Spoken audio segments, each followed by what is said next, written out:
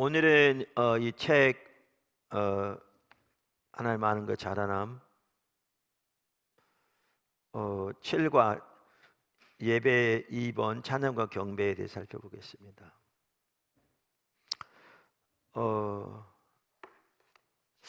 우리가 지난 시간에 그 예배에 대해서 예배의 핵심적인 두 가지 요소는 찬사와 기뻐하는 것이다 이렇게 말씀드렸습니다. 그러니까 찬사는 하나님께서 행하신 아름다운 일들을 인하여 하나님께 찬사 혹은 감사, 찬양을 드리는 것이고요. 기뻐하는 것은 하나님 그분으로 인하여 마음껏 기뻐하는 것을 말합니다. 그러니까 찬양 경배도 그 자체가 예배이고 최상의 형태의 예배이기 때문에 찬양과 경배의 핵심적인 두 가지 요소는 똑같이 예배의 두 가지 요소 같습니다. 찬사와 기뻐하는 것. 그러니까 우리가 이제 이러한 부분이라도 항상 늘 명확하게 이해하는 게 중요합니다. 제가 최근에 어느 기독교 방송에 직원 예배를 설교하러 가게 되었습니다. 그 직원 예배는 아무래도 제한된 시간이다 보니까 경배와 찬양을 드리는데 이렇게 오랜 시간은 못하죠. 그래서 찬양 두 곡을 드렸는데 예를 들면 두 곡 다 이런 거였습니다. 이제 아바 아버지 나를 자녀 삼으신 아바 아버지 이렇게 쭉 이런 찬양이었어요. 근데 대개 이제 그런 방송국 직원들 중에 또 찬양하면 나름대로 찬양에 대해 잘 알고 또 교회에서도 아마 찬양 인도하고 그런 것 같거든요. 근데 보세요. 그러한 비슷한 찬양을 가지고 두 곡을 찬양했는데 뭐가 그런, 그러니까 물론 여러분 그 자리에 없어서 제가 말한 내용 충분히 못할 수 있는데 뭐가 문제라고 생각하세요? 찬양을 드리는데 너무나 많은 경우에 찬양이 포커스가 자기에게 맞춰지는 경우가 많아요. 아바 아버지, 나에게 주신 아버지. 그래서 자기에게 맞춰져서 자기 마음의 위안, 자기 마음의 평안, 자기 마음의 위로. 근데 말씀드린 대로 찬양은 포커스가 우리에게 있는 게 아니에요. 찬양은 포커스가 하나님께 있어요. 하나님께 이때 핵심적인 내용이 뭐라고요? 찬사와 기뻐하는 것. 그러니까 어떻게 보면 오늘날 찬양은 많이 하는데 너무나 간단한 가장 기본적이고 중요한 부분에서마저 그냥 전혀 이렇게 올바로 안 돼 있는 거예요. 그러다 보니까 그냥 찬양 경배가 우리의 마음의 위안을 위한 뭐 이런 것처럼 어떻게 보면 예배를 드리지 않는 거죠. 그러한 내용이 들어갈 수도 있지만 근본적으로 찬양 경배는 하나님을 예배하는 것인데, 그래서 간단한 내용 같지만 그 핵심적인 그 예배에 대한 이해가 가려진 이러한 것을 너무나 많이 볼 수 있죠. 너무나 많이 볼 수 있죠. 그래서 이 말씀드린 대로 찬양은 그 자체가 예배로서 두 가지 요소는, 핵심적인 요소는 찬사와 기뻐하는 것이다. 찬사와 기뻐하는 것이다. 그리고 하나님께 드려진 거죠. 포커스는 하나님. 오늘 이제 나옵니다만 이러한 부분들을 이해하는 게 매우 중요합니다. 자, 그럼 찬양의 경배에 대해서 제 책 예배 회복 책에 전반적으로 나와 있는데요. 찬양 경배에 대해서 핵심적인 몇 가지를 오늘 여기 기초 성경 공부에서 이렇게 살펴보도록 하겠습니다. 사실 이렇게 뭐 전체적인 부분을 간단히라도 정리하려고 보니까 사실 내용이 좀 긴데요.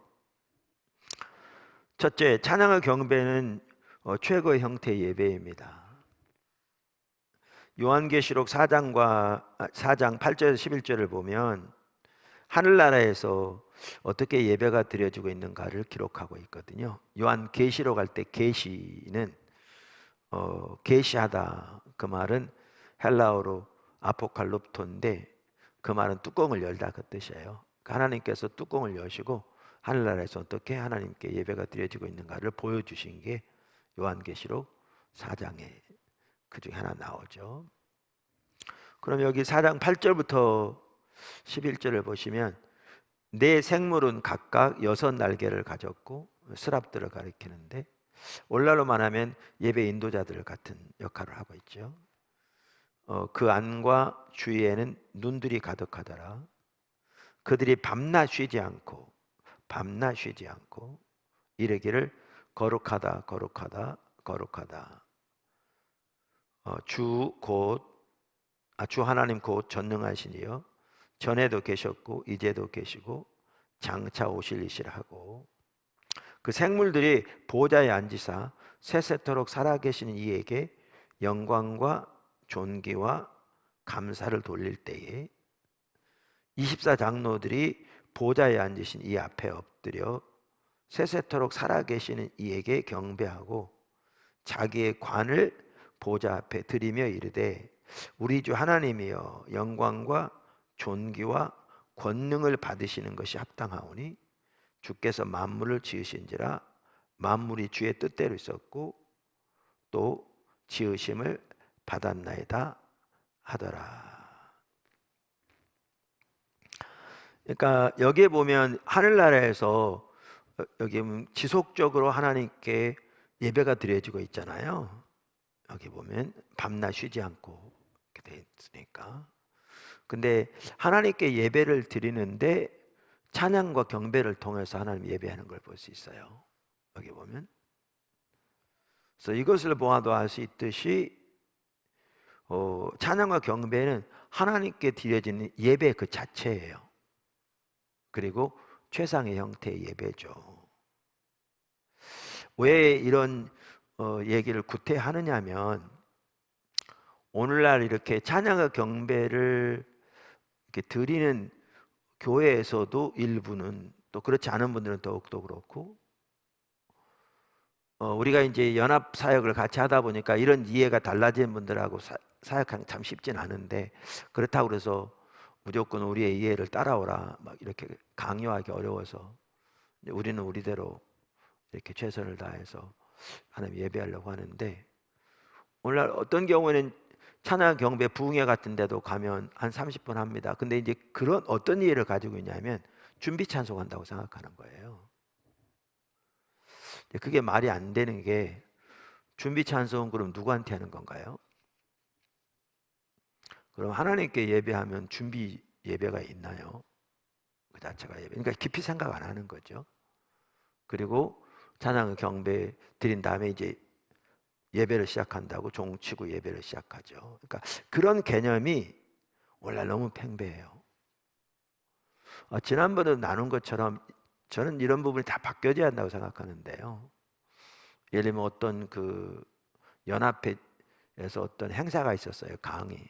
그러니까 일부 예배부터 시작한다는 거죠. 근데 그날은 강의가 중점이니까 예배는 간단히 드려야 돼서 간단해서 기도하고 뭐 설교하는데 5분에 설교하라. 그러니까 무슨 5분에 설교하겠나. 그냥 인사하고 내려고 뭐 간단히 기도로 마치는. 자, 그러면 이제 이게 뭐냐 하면 우리가 뭘 하든지 예배를 앞세워 한다는 개념인 거죠.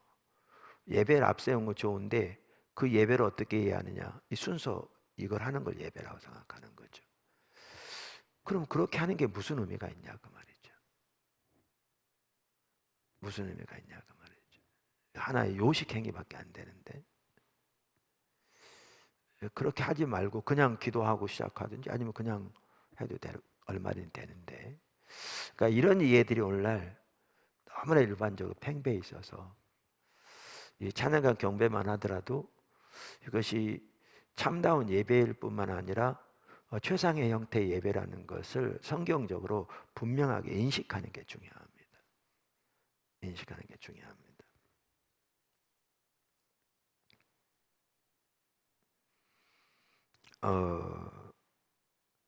그러니까 여기 참 이제 놀라운 게 여기 이제 스랍들이 있거든요. 아까도 말씀드린 그들이 오늘날 말하면 찬양 인도자들과 같아요. 그들의 인도를 따라 24장로들, 천천만만의 천사들 5장에도 연결해 보면 앞서간 모든 믿음의 선배들이 한 목소리로 하나님을 찬양합니다. 그게 이제 4장 5장에 나오죠. 혹은 예수님을 찬양합니다. 그들은 모든 관심을 하나님께 초점을 맞추고 하나님께서 행하신 그 아름다운 일들과 하나님 되심을 인하여 모든 영광과 존귀를 하나님께 돌리죠. 4장에는요 창조주 하나님을 찬양하고 있고요, 5장에는 구원자 예수님을 찬양하고 있습니다. 그러니까 하나님께서 하신 또 하시고 계신 놀라운 일들이 인하여 하나님을 찬양하는 그 소리가 큰 물소리와도 같고 한 목소리로 정말 장엄한 예배가 드려지고 있는 걸 볼 수 있죠. 최상의 형태의 예배다. 이 부분을 인식하는 게 중요합니다. 그러니까 포도나무 교회 처음 온 성도들은 이런 개념을 가지고 있지 않은 성도 오면 우리가 30분 동안 경배와 찬양을 통해 하나님 마음껏 예배하는데, 이제 그 중에는 일부는 아까 말한 그런 이해를 가지고 있기 때문에 무슨 예배 시간에 주일까지 준비 찬송을 이렇게 오래 하냐, 이런 이해를 가지고 있는 사람들이 적지 않은 거예요. 그러니까 마음을 다해서 주님의 예배하는 게 아니라 준비 찬송으로 그냥 예배를 준비하는 것처럼 가볍게 생각하고 인식하는 매우 잘못된 이해죠. 두 번째, 찬양과 경배의 정의. 그러면 찬양과 경배가 이처럼 최상의 형태의 예배 그 자체인데 어떻게 정의할 수 있느냐? 저는 예배 그 두 가지 요소가 그 찬양 경배, 아까도 말한 대로 잘 표현하고 생각합니다. 찬양과 경배는 하나님께서 행하신 놀라운 일들을 인하여 하나님께 찬사를 드리고 하나님 그분 자신을 인하여 기뻐하는 것입니다. 이건 이제 앞에서도 살펴보았기 때문에 너무나 중요한 부분. 그러니까 찬양 경배를 드리면서도 여러 번 말씀 앞에서도 드렸습니다만, 저 개인적으로는 하나님께 찬사를 드릴 뿐만 아니라 하나님 그분을 인하여 마음껏 기뻐하는 자리에 나아가면, 근데 그렇게 하나님만을 인하여 마음껏 기뻐하는 찬양이 많지는 않습니다. 그런 찬양들이 더 많이 주어지면 좋겠고요. 그렇게 마음껏 기뻐하는 자리에 나아가면 거의 대부분의 경우에, 저 같은 경우에는 하나님 임재하셔서 이렇게 성령께서 예배를 인도하기 시작하시는 것 같더라고요. 그 부분이 가장 이렇게 중요한 부분이죠. 세 번째,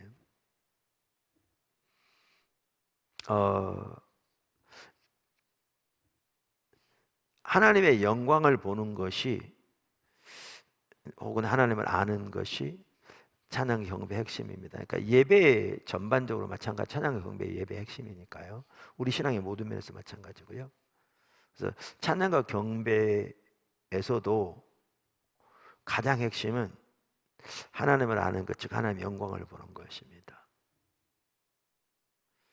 그러니까 제가 책에도 썼는데 어느 날 요한계시록 아까 우리가 읽었던 4장 8절 11절에 읽다가 원래 그 생각이 불현듯 들더라고요. 뭐 성경 읽다 보면 그런 생각이 들을 때가 있잖아요. 그러니까 스랍돌 모습이 괴물 같아요. 날개가 6인데 온몸에 눈이 껌뻑껌뻑 하는 거죠. 날개도 안팎으로. 물론 이게 상징적 용어긴 합니다만, 거기다가 아까 성경이 뭐라고 돼 있냐면 밤낮 쉬지 않고 하나님 찬양하더라고 그랬어요. 그러니까 어떻게 보면 하나님을 찬양하도록 만들어진 로봇 같아요. 그러니까 이게 지구 시간으로 말했겠지만 하루 24시간 1년 365일 영원히 하나님 찬양하는 거죠. 그리고 그 옆에 있는 장로들 참 불쌍하잖아요. 멜로간 쓰고 앉아있다가 찬양을 시작하면 멜로간 내려놓고 엎드려 경배하며, 절하며 경배하며 찬양하는데, 또 끝나면 또 털털 털고 일어나서 멜로간 쓰고 앉아있다가 또 시작하면 그렇게 반복하는, 그것도 영원히.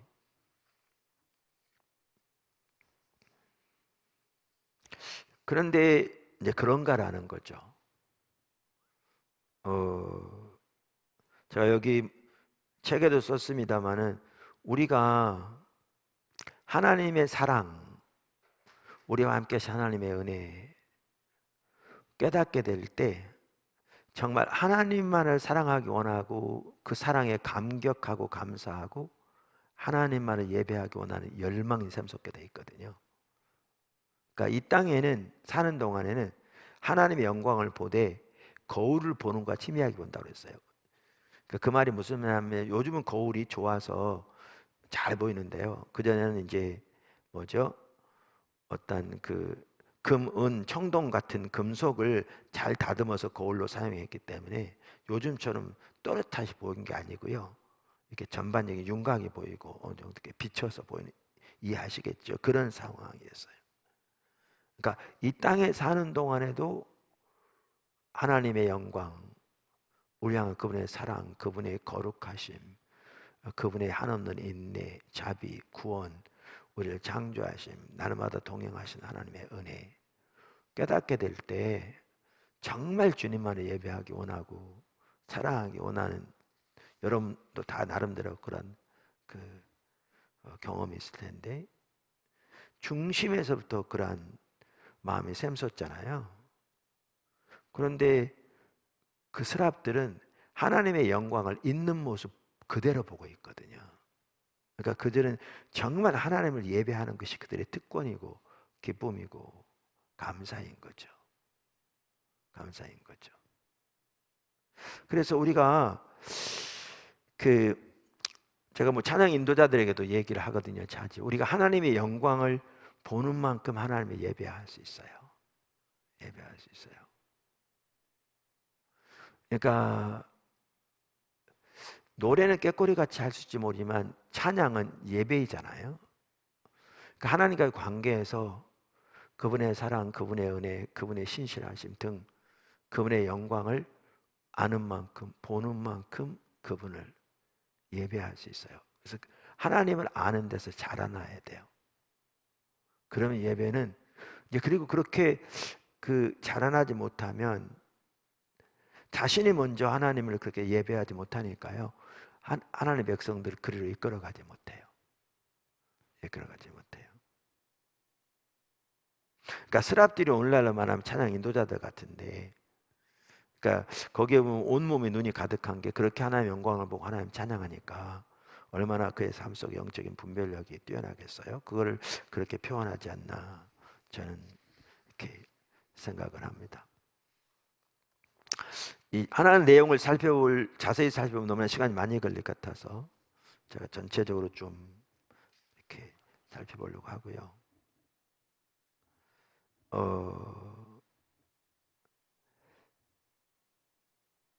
제가 언젠가 이렇게 교회에서 나눌 때 나눔 같은데, 포도나무 교회 초기인데 한 번은 그때가 무슨 예배 시간인가 기도의 시간인가 화해 모임인가 기억은 안 나는데, 초기에는 찬양 인도자 따라 없어서 제가 뭐 찬양도 인도하고 설교도 하고 기도 사역도 하고 혼자 북치고 장구치고 다 했는데, 찬양을 인도하는 중에 이게 딱 깨달아지더라고요.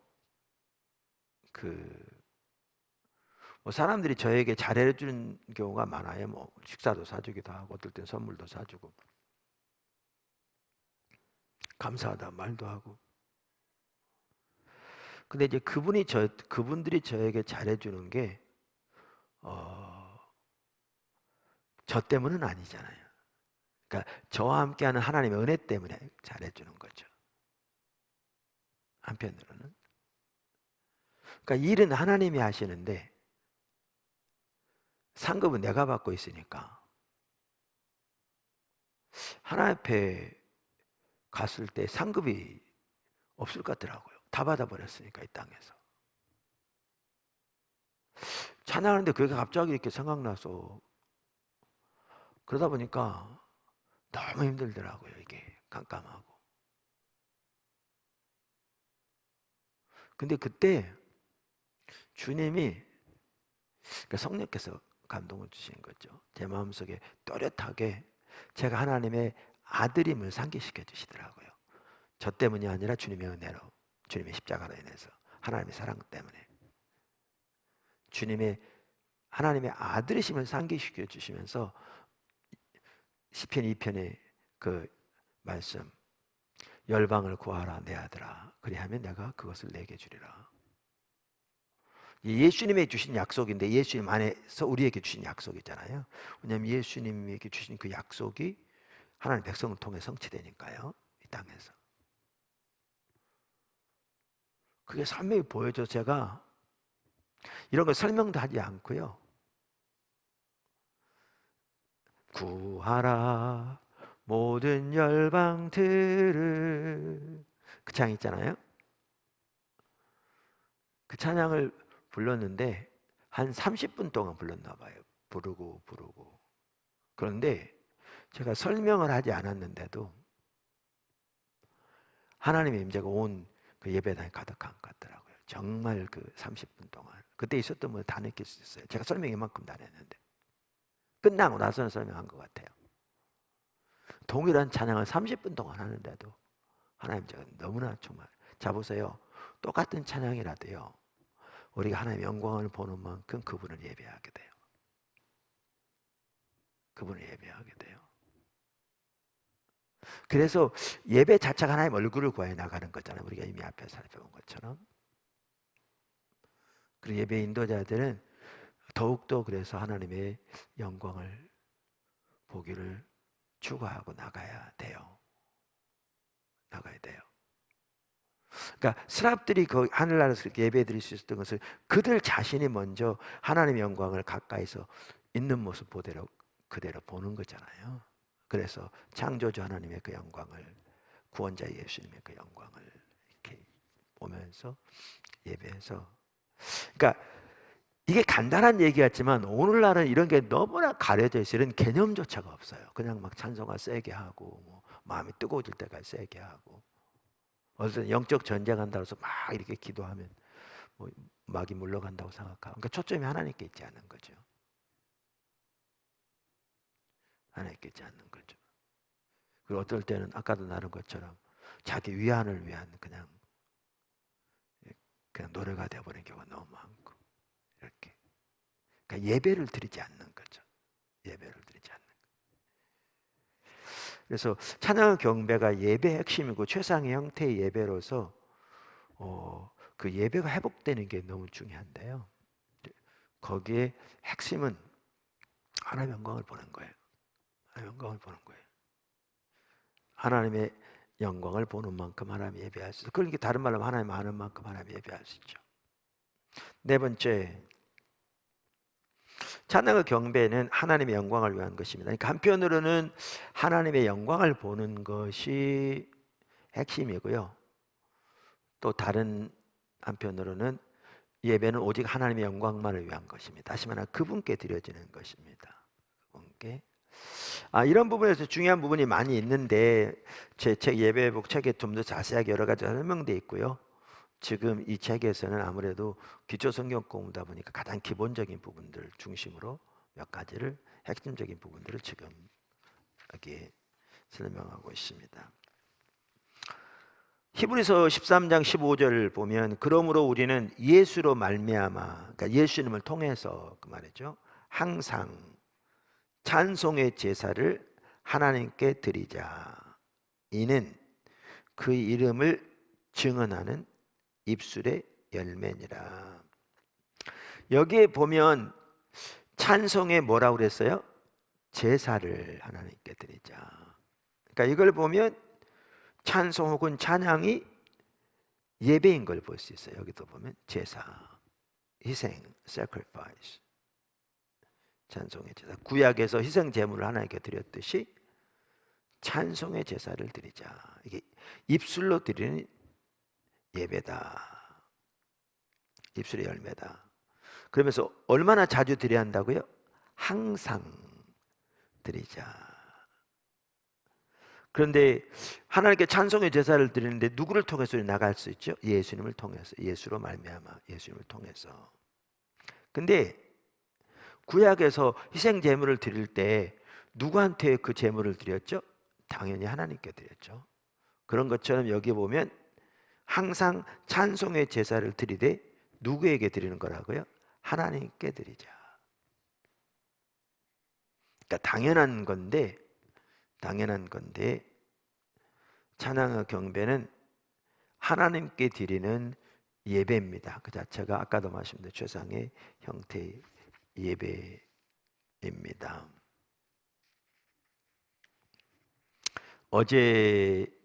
오늘 1박 2일로 이 부상한 학교 신구 임원들 수련회가 포도나무께 있었어요. 어제 이렇게 같이 이렇게 좀 1시간 남짓, 1시간 반 정도 시간을 같이 했는데요. 오늘 아침에도 왔길래 있어서 내 사무실에서 1시간 정도 같이 남아있던 분들과 얘기도 좀 하고 그랬는데, 그러면서 이제 오늘날 우리의 처해 있는 상황 얘기하면서 내가 그 얘기를 했죠. 찬양은 누구한테 드리는 거죠? 그랬더니 거기 있는 분들이 뭐라고 하냐면 하나님께요. 너무나 당연하잖아요. 찬양을 누구한테 드리죠? 그럴 때 사람에게요. 그런 분 있나요? 찬양 예배를 누구한테 드리죠? 그러면 아무도 한 사람도 주저함 없이 거리낌 없이 당연하듯이 대답할 겁니다. 하나님께요. 그래서 내가 포도나무교회 초기에 하나님이 예배에 대해서 다루셨던 얘기를 했어요. 이제 낮 예배는 이제 사택이 주어져서 이사해서 어떤 성도님 한 가정하고 우리 부부하고 교회가 처음 개척을 준비를 시작했는데, 처음에 주일 낮 예배는 모여서 사택에서 드리고, 저녁 예배는 이제 그분은 서울에 사니까 집 가까운데 교회 가고, 나도 집 가까운데 교회 제 아내랑 갔다고 말씀드렸잖아요. 근데 갔다 오면 그렇게 마음이 아프더라고요. 근데 어떻게 드리냐면 그런 식으로 드리는 거죠. 이제 그 중에 하나 찬양만 든다면, 찬양을 드리는데 찬양은 하나님께 드린다고 그러죠. 근데 하나님을 의식조차 하지 않아요. 앞에서 인도하는 목사님도 앉아있는 성도들도 하나님을 의식조차 하지 않아요. 그냥 익숙한 찬양 입에서 해요. 근데 누가 방문하면 찬송하면서 이렇게 여기 앉으시라는 거죠. 성도들도 앉아서 익숙한 찬양 하는데 서로 인사하고 엿보고, 그러니까 하나님을 의식조차 하잖아요. 예를 들면 나의 영원하신 기업 생명보다 귀하다 그러면 주님을 바라보면서 주님 당신이 나의 기업이십니다. 생명보다 금보다 귀합니다. 이게 영어 가사 내용인데, 그렇게 하나님께 고백하는 것이 아니라 익숙한 찬양을 해요. 근데 하나님은 의식조차 안 해요. 그래 끝나고 기도하는데, 대표 기도하는데 찬양 하나 끝나고 사실 기도 형태를 비는 정견 발표하고 있고요. 또 찬양하는데 그렇게 해요. 그리고 그 다음에 설교하는데 하나님 자만 빼면 민방위 교육 시간에 해도 조금도 손색감이 없을 내용이에요. 우리 신앙은 윤리를 포함하지만 세상적인 몇 가지 윤리가 우리 신앙은 아닌데, 그리고 주기도문으로 예배를 끝내요. 사실 주기도문은 예배 끝나라고 주님께서 가르치신 게 아니거든요. 그 사람을 추구하고 그렇게 되기를 간절히 기도하라는 건데, 거의 습관적으로 그냥 그거라도 그것이 순서가 들어가야 예배가 온전히 끝난 것처럼 완전히 옆으로 가버린 거죠. 갔다 오면 마음이 아파서 견딜 수가 없어가지고 한 30분 엎드려 있어야 했어요. 어떨 땐 1시간 동안. 우리가 하나님께 예배 드린다고 하면서 하나님을 의식하지도 않은 우리들을 용서해달라고, 입술뿐인 예배를 용서해달라고 한 30분 기도하고 나면 견딜만 했고요. 자, 말로는 다 하나님을 위한 거라고 그래요. 근데 실제로 그런가? 이게 심각해. 정말 심각합니다. 심각한 정도가 아닙니다. 너무너무 심각합니다. 너무너무 심각합니다. 목회자 외에 아니고요. 중직자들 외에 아니고요. 너무나 형식적이고 의식적이 되어버렸습니다. 그런 일이 있었기 때문에 초기에 우리가 하나님만 온전히 예배하기를 추구할 때 포도나무 교회 많은 사람들이 방문했지만 자기 생각과 다르고 모양이 다르고 추구하는 바가 다르니까 중간에 많이 막 가버리기도 하고, 한번 방문하고 그다음에 방문 다시는 안 오고, 그런 상황에서도 포기할 수가 없었어요. 온라인 예배가 너무나 형식적으로 타락해 있어서. 그래서 우리가 잘 아는 대로 찬양과 경배는 오직 하나님의 영광을 위한 것입니다. 말씀드린 대로 하나님께 드린다, 그걸 반대하는 사람이 없다니까요. 근데 문제는 실제로 이렇게 해야 되고요. 또 하나는 하나님의 영광을 위한 것인데 그것도 아마 반대하는 사람 없을 거예요. 그러면 이제 여기 나오는데 중요한 게 뭐냐면 찬양과 경배는 예배로서 하나님의 영광을 위한 것이기 때문에 사람을 위한 게 아니에요. 그러니까 하나님만을 마음껏 예배하고 주님을 높일 때 주님이 임재하시고, 그래서 우리 마음속에 기쁨도 감사도 넘치고 하나님의 사랑도 깨달아지고 기쁨이 넘칠 수가 있어요. 당연히. 그럼에도 불구하고 예배는 사람을 위한 게 아니에요. 예배는 오직 하나님의 영광을 위한 거예요. 할렐루야. 예, 그런데 이제 우리가 지난 주간에 그 타락한 예배를 살펴보았듯이 잠깐 찬양과 경배를 하나님의 영광을 위한 게 아니라 소위 사람들에게 은혜 끼치기 위한 수단으로 생각하는 경우가 많아요. 어떤 사람들은 찬양 사역자들 한다 그러면서 여기저기 다니면서 막 사람들이 은혜 끼치는 거죠. 그래서 이렇게 따라서 하라 그러고 이렇게 화끈하게 하자 그러고 예배 분위기 만들어가는 거죠. 그때 특징이 뭔지 아세요? 초점이 하나님께 있지 않아요. 하나님께 있지 않아요. 사람에게 있어요. 그리고 인도자 자신은 예배하지 않아요. 예배를 인도하려고 하지 본인은 정작 예배하지 않아요. 근데 하늘나라의 스랍들이 그렇게 하냐고요. 자기는 예배하지 않으면서 거기는 이제 뭐 천사들, 앞서간 믿음의 선배들 이렇게 하세요, 따라서 하세요, 이렇게 합시다, 그렇게 하고 있냐고요. 그러니까 하나님의 영광을 위한 것이면 찬양 경배는 사람을 위한 게 아닙니다. 우리가 사실 그 뉴 와인스킨스 이렇게 찬양팀 만들면서도 그게 이제 티미션 만들고 나서 컨퍼런스 때 이렇게 티미션에 대해서 하나님 말씀하시고 또 문화사역이 중요한 걸 보이셔서 얘기 나누는 중에 이제 한준희 목사님 부부가 날 찾아와서 그럼 우리 주변에 이렇게 찬양 팀을 꾸릴 수 있는 귀한 우리 학생들이 있는데 같이 한번 10대들을 위한 찬양 팀이 없는데 한번 만들어 볼까요? 그래서 참 좋겠다. 그렇게 해서 그게 계기가 돼가지고 뉴 와인스킨스 만들었죠. 작년에 찬양곡 3,000곡 음원 등록됐다고 한 해 동안에. 근데 그 중에서 어떤 단체에서 심사위원들이 이렇게 심사해서 나중에 투표까지 해서 순위를 1위부터 30위까지 뽑았는데 우리 뉴완스킨스 팀들이 9위 했잖아요. 거기 여기저기 많이 알려졌더라고요. 여러분 저기 그 오른교회 아시죠? 거기서 다니엘 기도회라고 1년에 한 차례씩 21일 동안 하는데 거기 실시간에 몇십만이 같이 봐요. 그리고 교회만 하더라도 10,000개 교회 정도가 같이 교회에서 같이 모여서 10,000개 정도 동시에 접속해서 해요. 참 잘하죠. 그 오린교회에서 중고등부지 청년부지 아마 중고등부인지 모르겠어요. 연합수련을 해요. 교회뿐만 아니라 여기 전체. 근데 그 연합수련의 찬양팀으로 누구를 초청한지 아세요? 우리 뉴와인스킨스를 초청했어요. 그래서 우리 팀들이 가서 그 집회 예배 인도해요. 그래서 그 포스터 거기 보면 강사들 쭉 나오면서 거기에 찬양팀이 누가 딱 돼 있냐면 뉴 와인스킨스가 딱 돼 있어요. 우리는 어떻게 하든지 이렇게 하나님을 진정으로 예배하는 찬양이 우리나라 전체에 확대되기 원하는 거예요. 근데 이제 그 내용은 깊이 몰라도 이렇게 찬양할 때 하나님이 함께 하시는 것을 주변 사람들이 보니까 이제 소문도 나고 이런 또 중요한 집회에 이렇게 초청해서 예배를 인도하도록. 아니 오륜교회만 해도 성도가 수만 명 되거든요.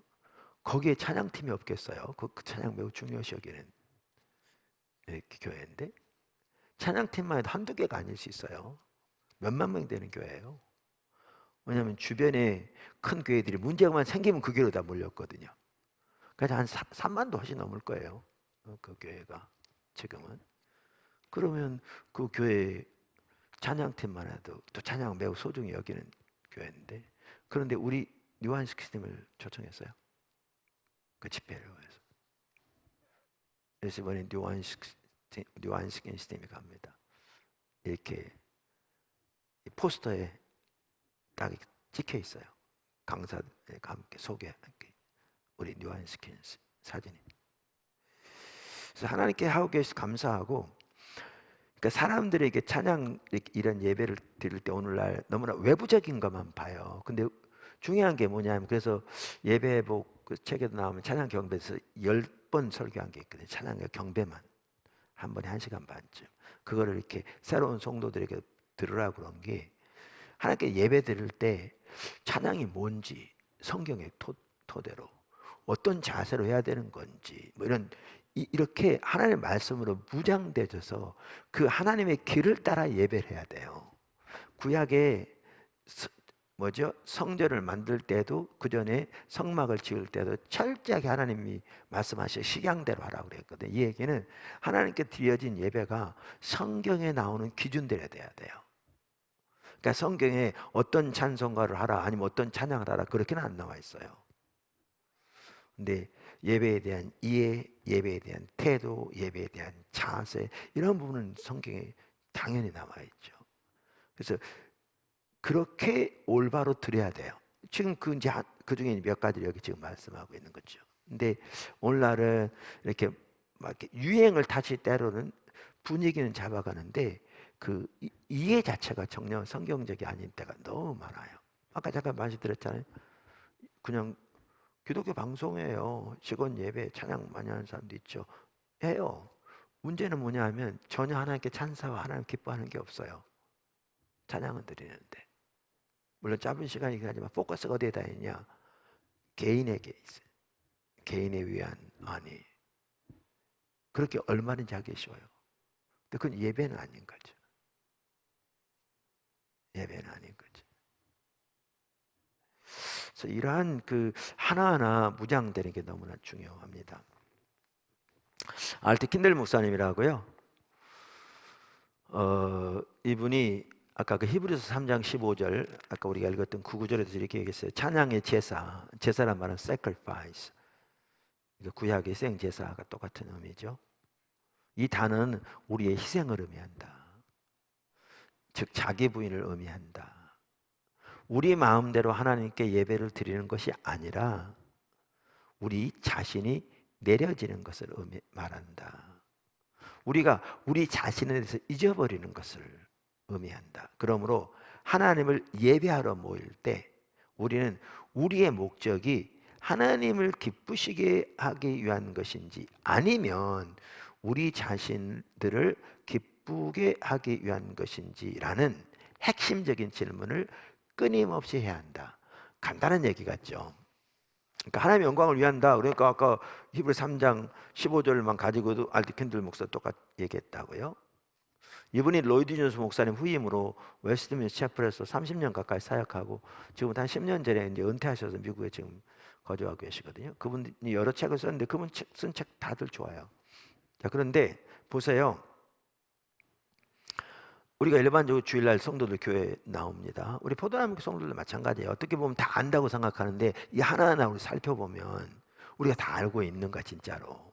그리고 안다고 하는데 하는가, 이건 완전히 다른 차원인 거죠. 완전히 다른 차원인 거죠.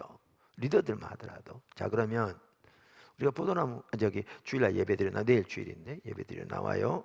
예배드려 나올 때 누구한테 영광 돌려온다고 생각하죠 우리? 당연히 물으면 뭐 그냥 총알같이 답변이 나올 수 있죠. 당연히 하나님께 영광 돌려 나오죠. 근데 문제는 이거예요. 하나님께 찬양의 제사, 이분이 표현한 대로 그러면 우리 자신에 대해 잊어버리는 것을 말한다. 그럼 예배하러 하나님 예배로 나올 때 목적이 하나님을 기쁘시게 하는 것인지, 아니면 자기 자신을 기쁘게 하는 것인지 끊임없이 해야 한다. 이 하나만 받으라도요, 메시지를 통해서든지 뭐를 통해서 이 예배가 오직 하나님을 기쁘게 하기 위한 것인지 아니면 자기를 기쁘게 하기 위한 것인지를 살펴본다. 간단한 얘기였지만 이 하나만 제대로 살펴봐도 우리는 이해가 달라질 텐데. 이해가 달라질 텐데.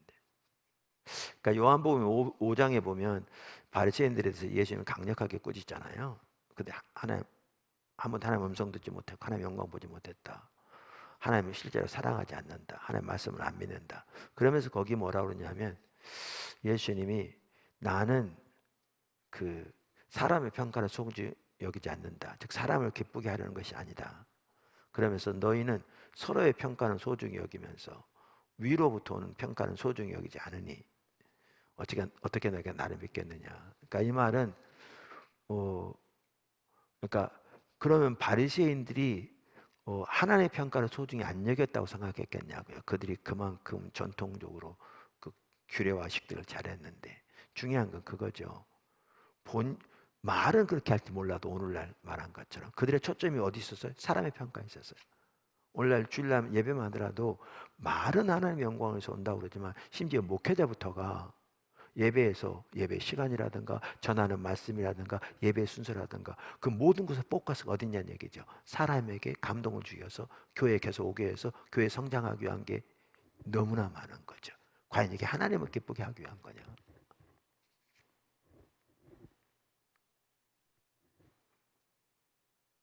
이 하나만 하더라도 그러니까 우리가 습관적으로 말하는 것과 실제 행동은 너무나 다른 거죠. 너무나 다른 거죠.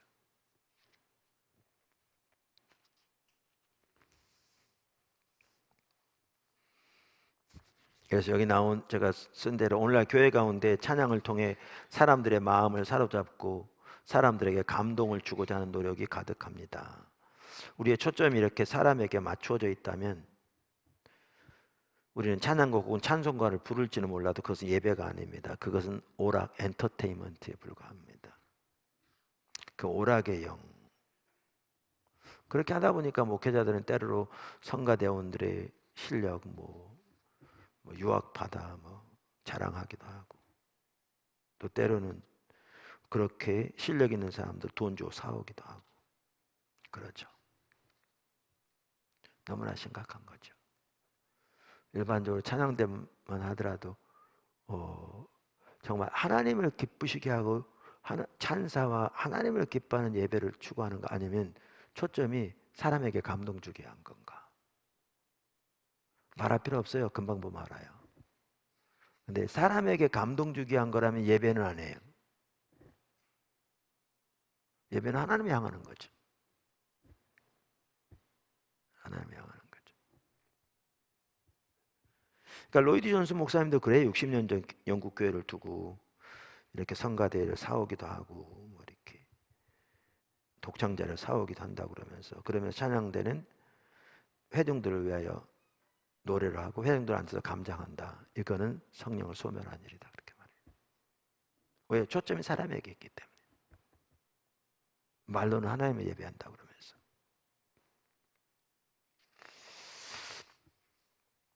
다섯 번째,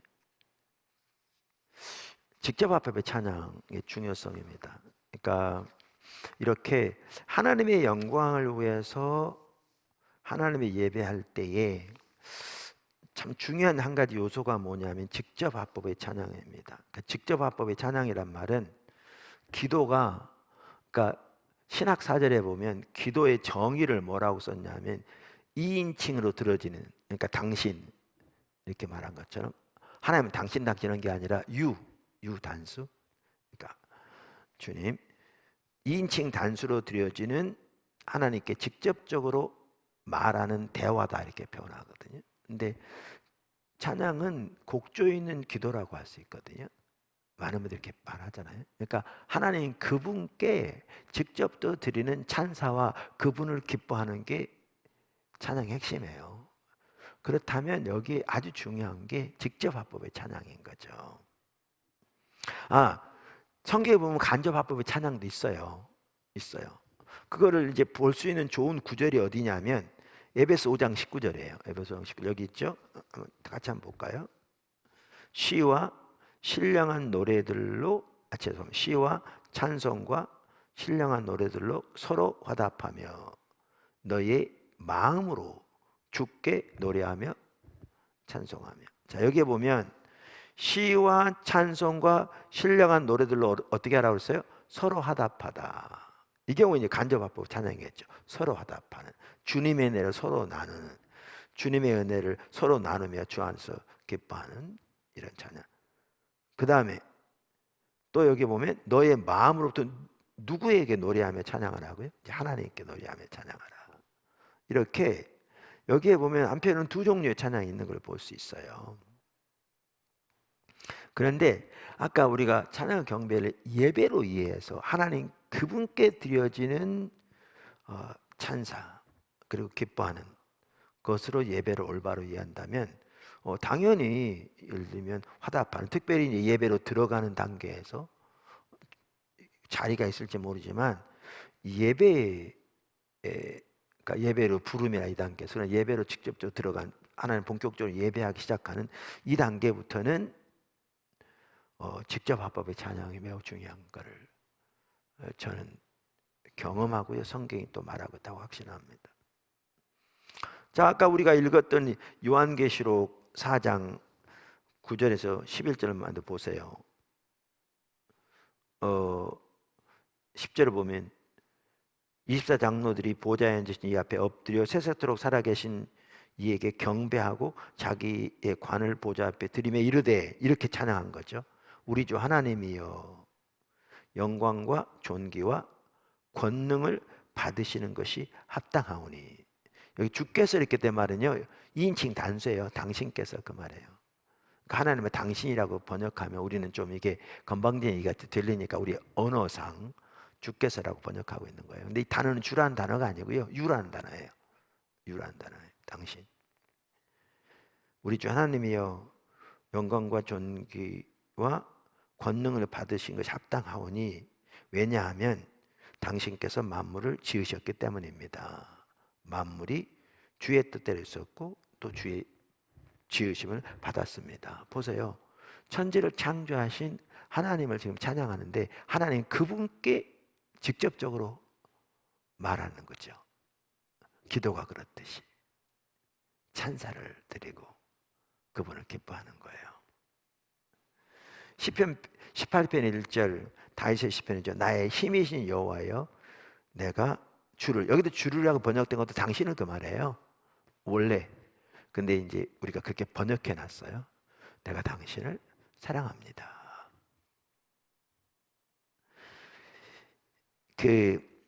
이게 그래서 그러니까 한국에는 지금 찬양과 경배를 매우 많이 이렇게 중요시하게 한 사람들마저도 이 직접 합법에 대한 찬양 이해가 많이 가려져 있어요. 그러니까 영어 가사에는 직접 합법으로 되어 있는 것마저도 우리나라 올 때는 딱 간접 합법으로 바꿔버려요. 그렇게 되면 어떻게 되냐면 서로의 화답은 되는데 하나님께 드려진 예배가 안 되는 거죠. 안 되는 거죠. 이게 너무 안타까운 일이죠. 너무 안타까운. 이제 여기 이렇게 나올 때 이제 조금 이따 나오는데 같이 이제 연결해서 나온 게 뭐냐면 아까 하나님의 영광만을 위한 거다 그랬잖아요. 그 다음에 직접 합법의 찬양. 그러니까 하나님께 예배드리는 마음을 다해 드려야 되거든요. 그래서 여기 참 중요한 게 뭐냐면 하나님 그분께 찬양의 가사 하나하나에 우리의 마음을 실어서 직접적으로 온 마음으로 주님께 찬사와 그분을 기뻐하는 우리의 신앙을 고백하는 그 예배가 정말 중요하거든요. 이게 살아나야 합니다. 이게 정말 중요합니다. 찬양과 경배에서. 근데 많은 분들이 내가 보기에는 이러한 예배를 통해서 주님과의 교제 거기에 못 들어가는 것 같더라고요. 그러니까 이제 자꾸 이 분위기를 잡는 것으로 이해하고 사람들에게 은혜 끼치는 것으로 이해하고 간접합법으로 해서 이렇게 소위 말하면 예배를 준비하는 준비 찬송처럼 그런 이해로만 흘러버리지 주님의 예배하는 데를 못 가는 경우들이 너무나 많은 것을 이렇게 보게 됩니다. 너무나 많은 것을 보게 됩니다.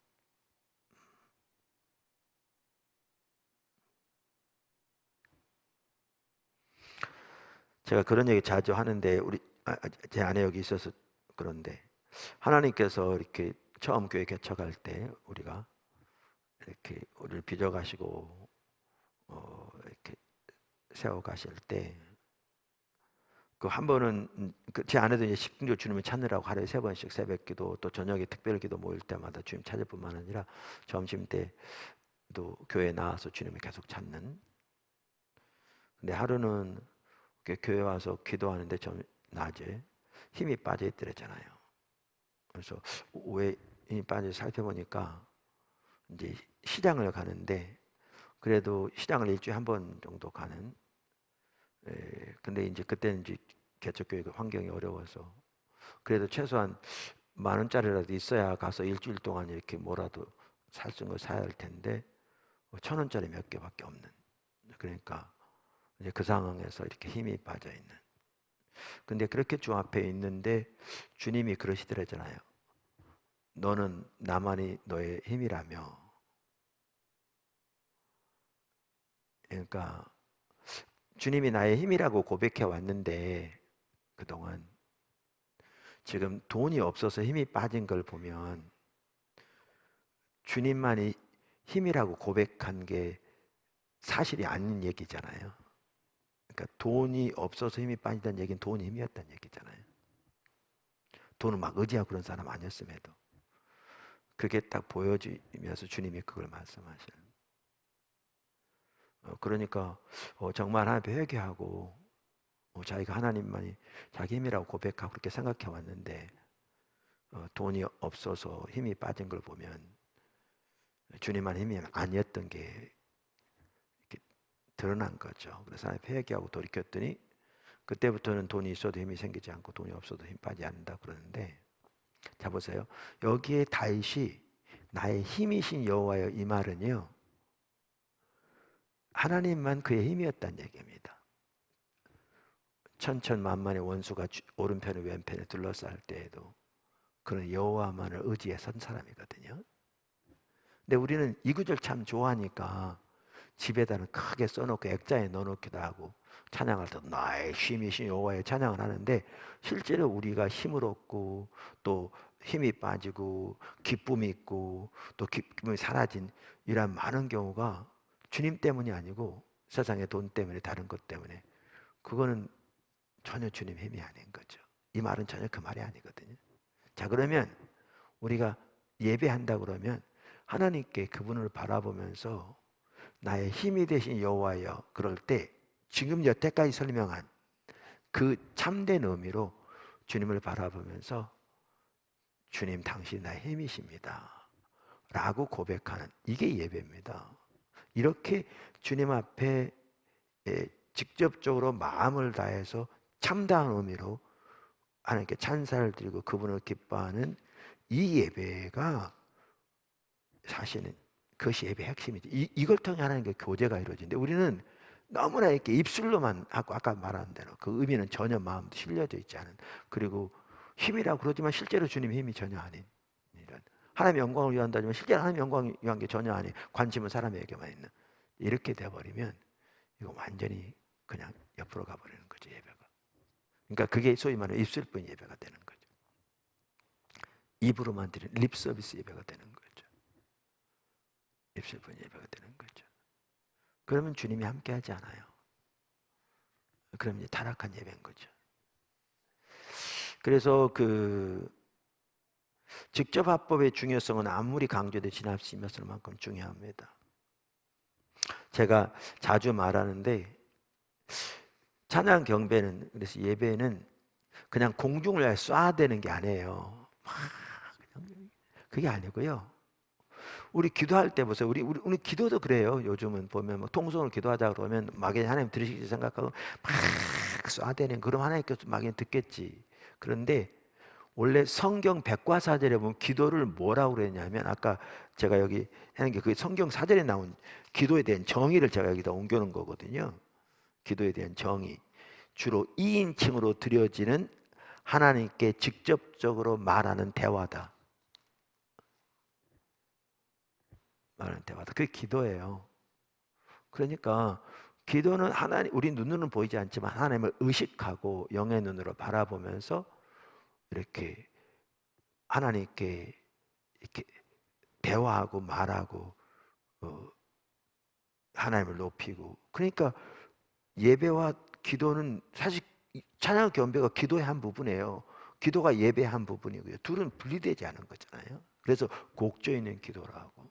그렇게 하나님 앞에 나가야 되는 거죠.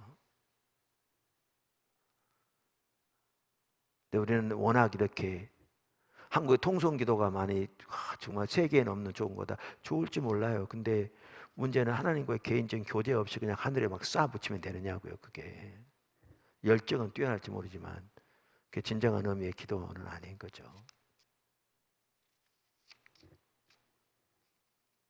그게 아닌 거죠.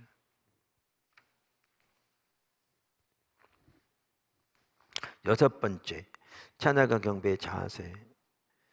찬양 경배는 그 자체가 하나님께 드리는 최상의 형태의 예배이기 때문에 중요한 것은 자세입니다. 예배에서 아주 중요한 건 자세잖아요. 그러니까 멜로디도 곡조도 박자도 음정도 아닙니다. 중요하죠. 특별히 이제 예배 인도자가 박자가 틀리면 예배 전체가 살 수 없어요. 왜냐하면 틀리니까 하는 사람도 언제 어떻게 할지 모르니까 예배가 안 돼요. 그러니까 이제 그런 부분이 기본적으로 갖춰지긴 해야 돼요. 특별히 인도하는 사람은 더욱더. 그러니까 내가 잘 못할 때는 예배 인도가 잘 안 되잖아요. 예. 그런데 문제는 그럼에도 예배, 찬양 경배는 예배이기 때문에 가장 중요한 것은 자세예요. 자세. 왜냐하면 우리 마음의 자세가 하나님을 아는 것으로 하나님께 드리는 예배에서도 핵심이잖아요. 성경에 반복적으로 나오듯이. 예수님께서도 그러니까 산상순이라고 말하는 마태복음 5장부터 7장까지가 예수님이 전하신 하나님 나라의 메시지를 가장 잘 요약해 놓은 거거든요. 그러면 예수님이 전하신 하나님 나라의 메시지란 말은 우리 입장에서 보면 우리가 살 하나님 나라 백성의 삶이고 동시에 우리도 전할 하나님 나라의 메시지 핵심이라는 얘기거든요. 근데 그걸 말하면서 가장 먼저 뭐부터 나와요? 우리가 팔복이라고 말하는데 이거 하면 이복 받는 복골복이 아니고 그 내용을 잘 써보면요, 하나님 나라의 백성의 마음의 자세를 말해요. 8가지. 그게 맨 먼저 시작해요. 왜요? 자세가 올바라야 나머지가 가능하거든요. 예배도 그렇고. 그렇기 때문에 찬양과 경배, 예배에서 가장 중요한 요소라고 할 수 있는 부분 중에 하나가 자세입니다. 3가지로 이렇게 요약할 수 있습니다. 마음을 다해 드려야 합니다. 십자가의 공로만 의지해서 나가야 합니다. 삶의 예배로 드려야 합니다.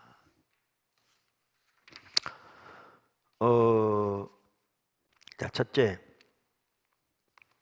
마음을 다해서 하나님을 찬양해야 합니다. 근데 그러니까 그런 것 같더라고요.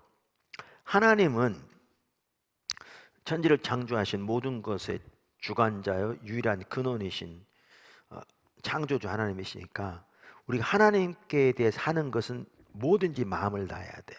그러니까 성경에 보면 마음과 뜻과 성품을 다해 사랑하라고 되어 있고, 마음과 뜻과 성품을 다해 예배하라고 되어 있고, 찾을 때도 마음을 다해 찾으라고 되었고, 뭐죠?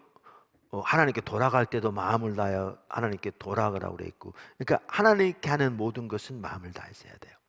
그러니까 찬양은 당연히 마음을 다해서 해야 합니다. 하나님 찾는 것도 그렇고. 여기에 보면 성경에 이렇게 반복적으로 이렇게 나옵니다. 그래서 여호와는 마음이 상한 자를 가까이 하시고 마음이 부패한 자를 말하는 게 아니죠. 애통하는 자, 통회하는 자, 마음이 가난한 자, 가난하고 애통하는 자, 이런 자를 말하죠.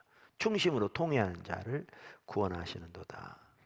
지극히 존귀하며 영원히 거하시며 거룩하다 이름하신 이가 이와 같이 말씀하시되 내가 높고 거룩한 곳에 거하며 또한 통회하고 마음이 겸손한 자와 함께 있나니 이는 겸손한 자의 영을 소생시키며 통회하는 자의 마음을 소생시키려 함이라. 보세요. 하나님은 높고 거룩한 분인데 동시에 마음이 가난하고 통회한 자와 함께 한다. 그래서 이 자세가 매우 중요합니다. 성경 구절을 다 읽어보시고요. 매우 중요합니다.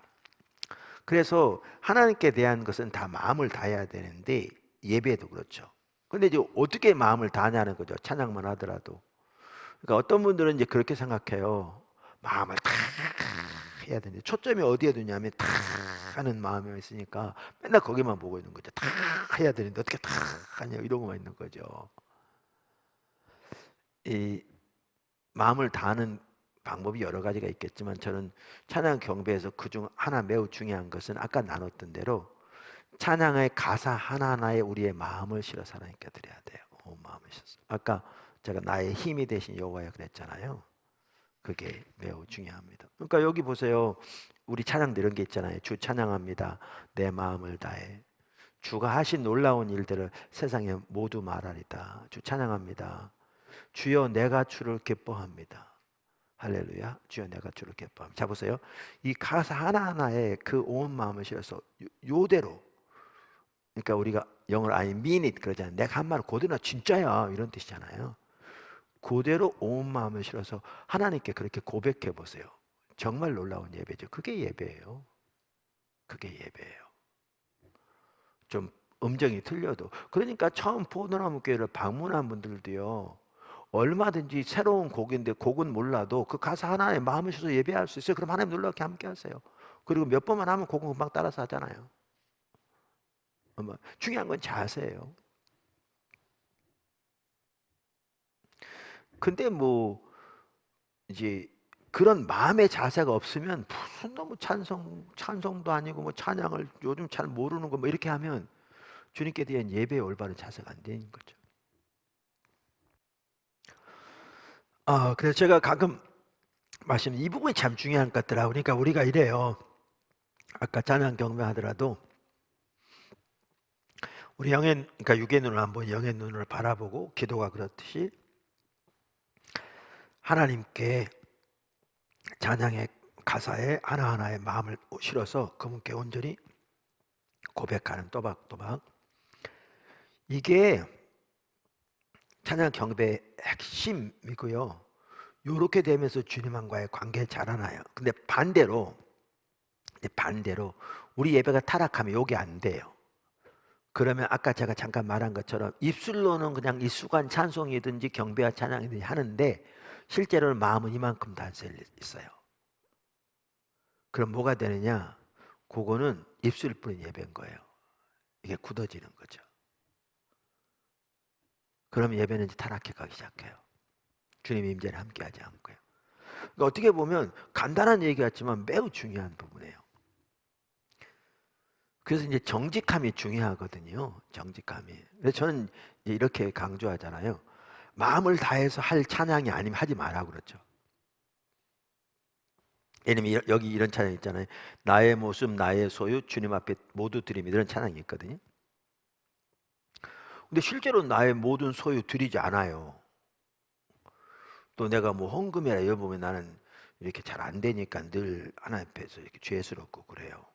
그러면 그게 안 되면서도 나의 소유, 나의 모습, 주님 앞에 모두 드립니다. 이렇게 그냥 말로만 한 것보다는요. 차라리 하지 않고 하나님께 은혜를 구하는 게 훨씬 더 정직한 예배. 하나님 제가 이렇게 당연히 주님 피로 값주고 사셔서 저는 주의 소유고 또 한편은 주를 위해 살기 원하는데 제가 이 방면을 이렇게 못하고 있습니다. 저를 불쌍히 여기시고 저를 은혜해 주셔서 정말 모든 사람으로 주님을 예배하게 은혜해 주세요. 요게 훨씬 더 정직한 예배예요. 그리고 하나님은 그런 예배를 받으시고 그에게 또 은혜도 부으시고 또 자라나게 하시고 이렇게 되는데 이게 안 되면 입술뿐인 예배로 이제 가버리는 거예요. 말 따로 생각 따로 행동 따로. 그럼 완전히 이제 모양만 남는. 그래서 이게 참으로 주님과의 깊은 관계에 나가는데도 그렇고요. 그리고 거기서 떠나는 것도 그렇고요. 그리로 돌아가는 것도 있고요. 이게 참 중요합니다. 이 부분이 참 중요합니다. 참 중요합니다. 그래서 포도나무 지체들만 하더라도 모두가 주일날 나와서 예배를 드릴 때 이것을 분명히 인식하고 그렇게 예배를 드린다면 완전히 달라질 수 있습니다. 지금 당장 안 되더라도 안 되기 때문에 주님의 은혜를 구하고 자신의 처지를 인식하고 주님의 도움을 구하고 이게 이제 정직한 예배인 거죠. 왜냐하면 아까 하나님은 마음이 가난하고 심령이 통회한 자를 귀하게 여긴다고 그랬잖아요. 그들을 소생시키기 위해서. 그들을 소생시키기 위해서. 그래서 이 부분이 아주 중요합니다. 두 번째 자세는 십자가의 공로를 의지해 나가야 되죠. 시편 24편 1절에서 6절은 창조의 하나님을 예배하고 있거든요. 6절에 보면 여호와를 찾는 족속이요 야곱의 하나님 얼굴을 구하는 자로다. 그래서 이게 성전산에 구약에서 예배하러 올라가는 시편이거든요. 그래서 예배할 때에 하나님을 찾아 나가는 것이 예배죠. 하나님, 그 말은 하나님 얼굴을 구하여 나가. 근데 위에 보면 뭐라 그러냐면 그 창조주 하나님 향해 나가되 여호와의 산에 오를 자 누구며, 성전산에 오른 걸 말하는 거예요. 예배로 나가는 걸 말하는 거예요. 그의 거룩한 곳에 설 자가 누군가, 손이 깨끗하며 마음이 청결하며 뜻을 허탄한 데 두지 아니하며 거짓 맹세치 아니하노다. 하나님은 거룩한 자니까 거룩한 자만 나갈 수 있어요. 근데 우리 중에 어느 누가 자기 의를 의지해서 이렇게 주 앞에 나갈 수 있냐고요. 어느 누가. 그래서 우리는 십자가의 공로를 의지해 나가는 거죠. 그래서 중요한 것이 예배로 나갈 때 십자가의 공로를 의지해 나가야 돼요. 그래서 어떤 단체에서는 맨 처음 찬양을 십자가에 대한 찬양을 해서 나가기도 해요. 근데 그렇게 할 수도 있지만 매번 십자가의 공로에 대한 찬양을 안 하더라도 성도들이 예배로 나올 때 십자가의 공로만 의지해서 나오는 자세는 너무너무 중요한 거죠. 그 자세는 나와야 되는 거죠. 그러니까 우리가 예배만 하더라도 지금 하더라도 매번 이 설교할 수 없잖아요. 매번 이 얘기할 수는 없잖아요. 그러나 늘 말씀드린 대로 예배에 대한, 특히 예배를 보게 된 전반적으로 더 많이 나와 있죠. 분명히 인식하고 그 예배에 대한 이해, 예배의 자세, 예배의 가치, 예배의 태도 등 인식하고 그 토대 위에서 예배로 나와야 되는 거죠. 매번 얘기는 안 하더라도 우리 매번 얘기할 수 없으니까 그게 매우 중요한 거죠. 그 중에 하나 자세히 중요한 것은 십자가의 공로를 지어서 나오는 거죠. 여기 히브리서 작가 찬양의 제사를 말하면서 예수로 말미암아 그랬잖아요. 예수님 통해서 나오는 거예요. 그 말의 한 핵심은 예수님의 십자가의 공로를 의지해서 나온다는 말이죠. 히브리서 10장에 보면 19절 20절 그러므로 형제들아 우리가 예수의 피를 힘입어 성소에 들어갈 담력을 얻었나니 그 길은 우리를 위하여 휘장 가운데로 열어놓으신 새로운 살 길이요 휘장은 그의 육체니라. 마태복음 7장 51절 이에 성소 휘장이 위로부터 아래까지 찢어져 둘이 되고 땅이 진동하며 바위가 터지고. 그러니까 예수님이 십자가에 돌아가실 때에 나타난 현상 중에 하나가 예루살렘에 지성소가 있었잖아요. 성전에 지성소 앞에 휘장이 있었는데 예수님이 돌아가실 때 그 휘장이 위에서 아래까지 쫙 갈라진 거예요. 지성소가 오픈된 거예요. 예수님 돌아가실 때. 그런 일이 이제 역사적으로 일어났는데 히브리서에 보니까 이 지성소는 하나님의 보좌를 상징하는 거죠. 하나님의 보좌의 그림자잖아요. 그러면서 예수님이 십자가 못 박혀 돌아가실 때 이 휘장이 갈라진 것은 영적으로 그 일을 한 걸 보여주는데 예수님이 몸이 휘장이고 그 몸이 십자가에서 갈라짐으로 그 갈라진 사이로 지성소의 원래 본체인 하늘의 보좌가 열리게 되었다 우리에게. 그러므로 우리는 예수의 피를 힘입어 그 성소에 나가게 됐다 이렇게 말하고 있거든요. 그러니까 우리가 예배가 하나님의 지성소로 나가는 거예요. 근데 뭐로 힘입어 나갈 수 있는 거죠? 예수의 피를 힘입어 십자가를 힘입어. 왜냐하면 예수님이 십자가에 돌아가실 때 그 찢어진 몸 사이로 하늘의 보좌가 열리게 되었거든요. 그래서 예배로 나올 때 이 인식과 이해가 매우 중요하고 이 믿음이 중요한 거죠. 모든 성도가. 할렐루야. 네. 세 번째 중요한 것은 삶의 예배로 드려져야 합니다. 삶의 예배로 드려져야 합니다. 그러니까 우리가 예배에 대해서 앞에 살펴봤더니 우리 신앙의 본질과 예배와 삶은 분리되지 않는다 그랬잖아요. 이 이해가 너무 중요합니다. 신앙의 본질과 예배와 삶은 분리되지 않습니다. 이게 분리되는 순간 잘못된 겁니다. 분리되는 순간 잘못된 겁니다. 그래서 이제 분리되는 건 타락한 입술일 뿐인 예배인 거죠. 그래서 이제 우리의 삶의 예배로 드려져야 합니다. 로마서 12장 1절 2절 잘 아는 구절이죠. 형제들아 그러므로 형제들아 내가 하나님의 모든 자비하심으로 너희를 권하노니 너희 몸을 하나님이 기뻐하시는 거룩한 산 제물로 드리라. 이는 너희가 드릴 영적 예배니라. 그러니까 이게 지금 우리는 오늘날 이러니까 잘 이해가 안 되죠. 이스라엘 백성들은요, 이 말이 무슨 말인지 금방 알았어요. 왜냐하면 그들은 구약 시대에 뭘 해왔냐면 짐승의 제사를 하나님께 드려왔거든요. 짐승의 제사를 쭉. 그러니까 예수님 당시도 짐승의 제사는 여전히 드려지고 있었죠. 드려지고 있었죠. 자, 그러면 이제 로마서가 쓰여질 당시에는 그때까지도 예루살렘 성전이 서 있었잖아요. 예루살렘. 그래서 거기서 짐승의 제사가 드려지고 있었어요. 그때까지. 왜냐하면 서기 70년에 이게 다 파괴됐으니까. 자, 그러면 구약에서는 짐승을 죽여서 하나님께 제사를 드렸던 거예요. 제사로 희생, sacrifice. 근데 여기 보면 뭐라고 하냐면 너희 몸을 드리라는 거죠. 그러니까 구약에 제사를 드렸듯이 하나님 뭐라고 하냐면 너희 몸을 하나님께 제사를 드리라. 그러면 이제 그 당시 사람들의 인식으로는 어떻게 되냐면 우리 몸을 죽여서 그 제사를 드리는 것처럼 우리 몸을 죽여서 하나님께 제사를 드리는 그런 인식일 거잖아요. 왜냐하면 그렇게 다 제사를 드렸으니까. 그런데 이제 여기 뭐라고 하냐면 너희 몸을 제사로 드리는데 죽여서 드리는 것이 아니라 산채로 드리라. 산채로.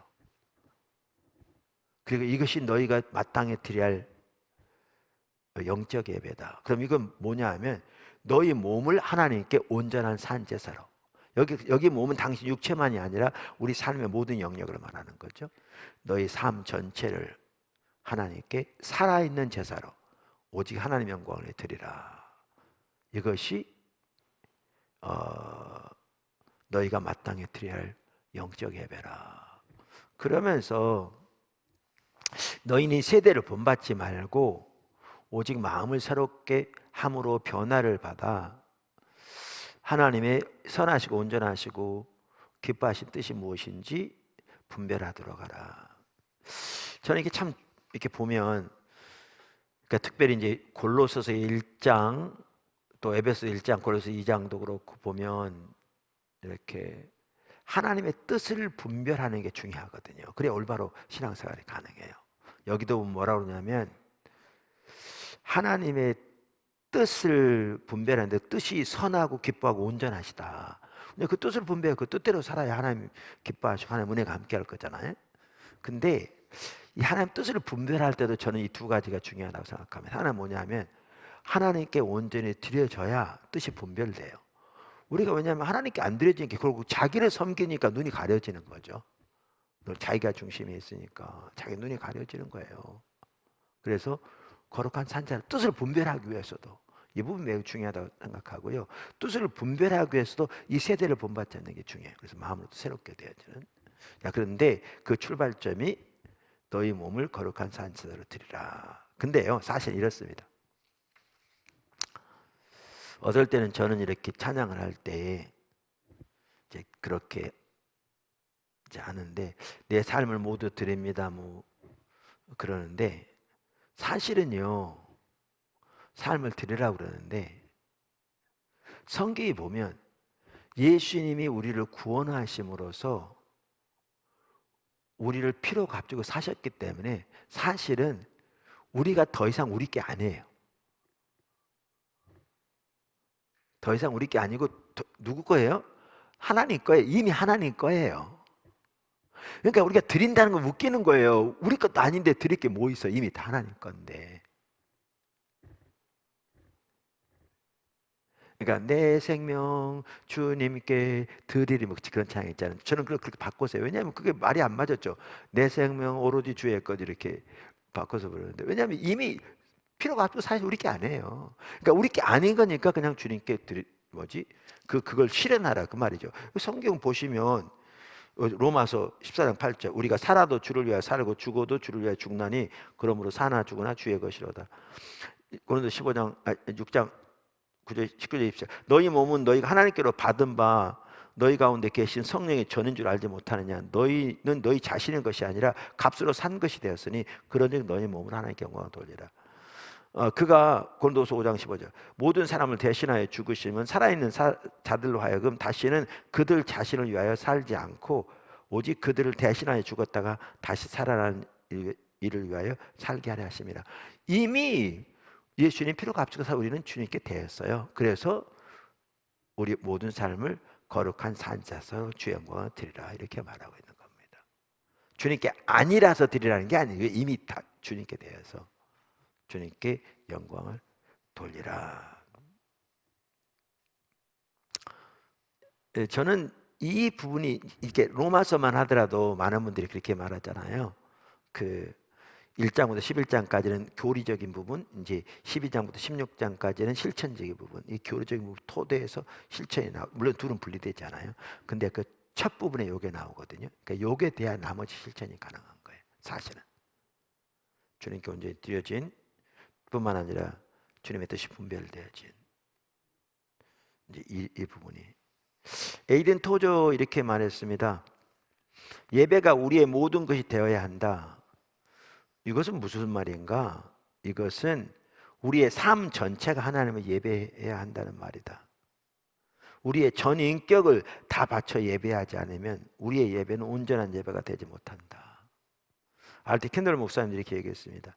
하나님께 대한 온전한 예배는 그분의 뜻을 행하는 것으로 이루어져야 한다. 우리의 예배의 깊이는 우리의 손을 얼마나 높이 들고 흥분했을 때 얼마나 높이 뛸 수 있는가에 의해 드러나지 않는다. 아주 잘 표현했어요. 우리가 하나님께 순종할 때 우리는 완전하게 하나님을 예배한다. 그러니까 삶의 예배로 같이 드려져야 돼요. 그러니까 사실 주중에 하나님의 영광을 위해서 삶의 예배를 잘 드리는 사람일수록 주일에 하나님을 깊이 예배합니다. 주중에는 하나님을 의식하지도 않고 자기 목적과 세상에서의 자기 정욕을 위해 살아가다가 주일날 따가오면 예배가 깊이 들어가지나요? 절대 안 그렇죠. 사람 분리되지 않거든요. 그러니까 오늘날은 심각한 게 주중에 살아가면서 사람들 거의 의식하지도 않는 세상에 자기 목적을 위해 이생의 자랑, 육신의 정욕, 안목의 정욕을 위해서 살아가다가 주일날 왔는데 하나님께 관심도 집중되지 않았는데 1시간 남짓되면 관심도 집중되기 전에 끝나는, 그것도 말씀으로 이렇게 직면되지 않고 정말 목회자들이 성도들에게 이만큼이라도 거스를 수 있는 말을 전혀 하지 못하는, 너무너무 요즘 말이 부드러워 이만큼도 상처 주면 교회를 떠날까 봐 그렇게 하기를 30년 20년 해오니까 신앙 완전히 껍데기만 남은 이 시대예요. 그러면서 예배는 습관적으로 나오는데 입술 뿌린 예배에 불과한, 이게 현실입니다. 너무너무 심각하게.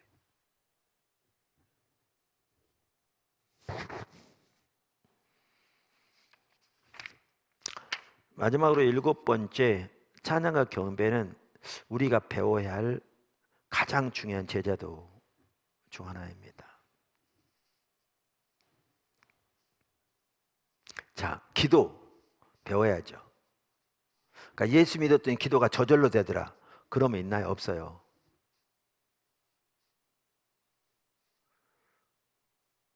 자기가 생각할 수 있는 모든 걸 기도하고 한 30분 됐겠지 하고 눈 뜨면 5분밖에 안 되고 막 그러잖아요. 그래도 기도는 중요하기 때문에 기도를 배워가면서 실제적으로, 그러다 보면 기도를 통해서 하나님과 교제도 깊어지는 거죠. 전도 마찬가지고요. 빌리그레임 목사님 제가 기억하기로는요, 처음 설교할 때 3편의 설교를 준비했는데 한꺼번에 3편 다 했는데 그게 10분인가 됐대나. 설교가 어느 날 갑자기 설교 대가가 되는 게 아니거든요. 자라나야 되는 거거든요. 예배도 마찬가지예요. 그러니까 이 말은 이 찬양 고구를 배워간다는 얘기도 되겠지만 그걸 말하는 게 아니에요. 아까 제가 말씀드렸잖아요. 기독교 TV 방송국의 직원들 예배인데 찬양팀이 나와서 예배 인도하는 찬양 2곡을 했다니까요. 찬양 잘하는 사람들이죠. 또 그런 데서 찬양 인도할 정도면 아마 본교에서 찬양 인도할 거예요. 했어요. 근데 초점이 하나님께 안 가 있어요. 예배 배워야 합니다. 잘할 것 같죠? 아니요. 지난번에 나눴듯이 예배를 통해서 하나님과 얼마나 교제가 되어지냐가 그 삶의 모든 부분이 하나님과 관계의 핵심이라고 그랬잖아요. 찬양 경배를 잘 배워서 기타 잘 치고 노래 잘한다고 예배 잘 인도하는 건 아니거든요. 하나님 영광을 보는 만큼 주님을 예배하는데, 그러니까 이 하나하나가 뭐냐면 예배는 자라나야 돼요. 예배는 자라나야 돼요. 그러니까 배워야 돼요. 배워야 돼요. 제가 우리 그 권종훈 목사님 얘기를 자꾸 해서 죄송한데 그전 때 여기 중보기도실에 기도하는데 그때 이제 권 목사님이 오래전 얘기죠. 그러니까 인도하고 내가 들어가 보니까 여기서는 안 살펴봤지만 제 책에 이제 예배의 단계 있잖아요. 경배의 단계. 그 단계를 따라 할 때 점차적으로 깊이 하나님과 임재 가운데 들어가거든요. 그래서 내가 여러 번 설교하고 또 뭐 일반 성도도 아니고 스텝으로서 여러 번 들었을 텐데 그대로 안 하는 거예요. 그러니까 예배 가운데 깊이 안 들어가 있죠. 내가 화가 나가지고 나는 좀 성질이 괴팍한 사람이에요. 근데 사실 나도 인내심이 있어요. 아니 일반 성도가 처음 들은 사람이 그렇더라면 이해라도 해줄 텐데 스텝이 그것도 몇십 번 설교를 좀 과장되게 말하면 들었을 텐데 여전히 그러고 있어요. 얼마나 화가 나. 그래서 내가 하겠다고 그만두라고. 내가 인도를 했어요. 그랬는데 그분이 나중에 얘기해 주더라니까요. 수년 후에 몇 년 전에 그러니까 이제 한참 온 거죠. 그때 얘기를 나한테 해주더라고요. 그분이 내가 인도를 하는데 갑자기 그때 몇 명 안 앉아 있었거든요. 그분들이 막 갑자기 훌쩍훌쩍 울기 시작하고 그러더래요. 그러니까 이제 이분이 충격받은 거예요. 이게 뭐지 싶은 거죠. 왜 자기가 인도했을 때는 그게 안 됐는데, 왜 자기가 인도해서 그게 안 됐는데, 왜 갑자기 들어와가지고, 예를 들면 목사님 인도하니까 왜 이렇게 바뀌어가냐는 얘기죠. 그래서 그분이 몇 가지 있었을 뿐만 아니라 그 타임에도 거기서 그 자리를 못 떠났더라고요. 계속 있고. 두 번 있었나 내가 기억하기엔 두 번 아니면 세 번. 하여튼 오랫동안 앉아있더라고요. 그래서 고민했더라고요. 뭐가 문제인가 도대체. 왜 이런 일이 일어나고 있는가. 보세요. 예배는 실제로 배우고 자라나야 돼요. 몇 번 듣는다고 되는 게 아니에요. 그렇게 예배로 나가서 예배 가운데 교제할 뿐만 아니라 또 다른 사람들 막 기회가 된다면 그 자리에 인도할 수 있는 자라나야 돼요. 그래서 예배만 하더라도 가장 우선적으로 배워야 할 제자도예요. 우리 오이코스 리더들 당연히 예배 배워야 돼요. 그래야 그 오이코스 살아요. 안 그러면 오이코스 힘들어요. 모래 씹은 것처럼 퍽퍽해가지고 주님이 이제 함께 하지 않는데 자라나야 돼.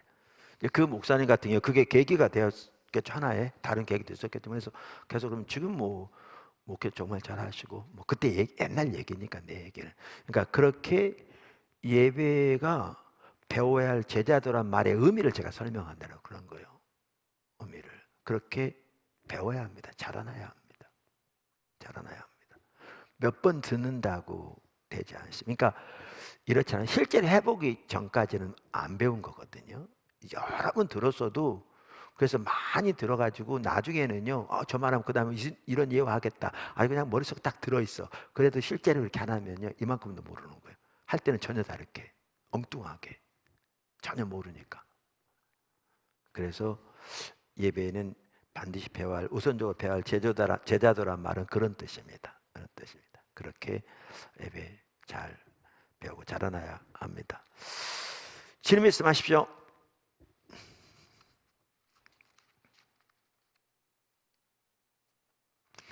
찬양과 경배에 대한 전체적인 부분을 간략하게 핵심적인 요점 중심으로 살펴봤습니다. 말씀드린 좀 더 자세한 내용은 제 예배복 책에 있고요. 예배복 책에 나온 대로 주일날 설교한 게 찬양과 경배에 대해서만 10타임 아마 설교했을 거예요. 한 번에 주로 1시간 반쯤. 그 부분이라도 쭉 이해하고 듣고 또 그렇게 실제로 해가면 예배 안에서 올라오게 자라나게 되는 거죠. 그렇게 모두가 배워야 돼요. 지금 여기서는 그걸 다 다룰 수 없어서 왜냐하면 그렇게 너무 부피가 커지니까 핵심적인 요점만 간략하게 살펴봤습니다.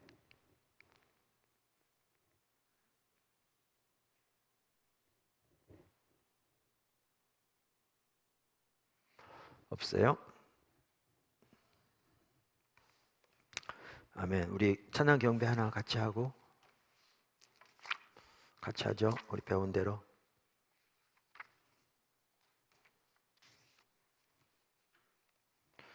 우리 아까 그 찬양 마음을 다해서 이렇게 하나님께 관심을 집중하고 찬양하면 하나님 참 기뻐하실 거라 그랬는데 그 찬양 한번 해볼까요? 주여 내가 주를 기뻐합니다. 간단한 찬양입니다. 주여 내가 주를 기뻐합니다마는 이제 주님께 주님을 기뻐한다고 고백하는 거예요. 그게 몇 장인지? 네? 160 추가곡에 추가곡 165장이랍니다.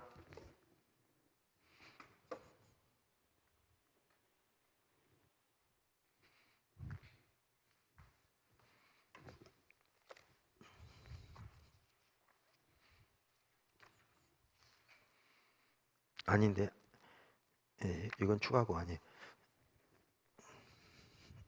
주 찬양합니다. 내 마음을 다해. 여기 아까 책에 나온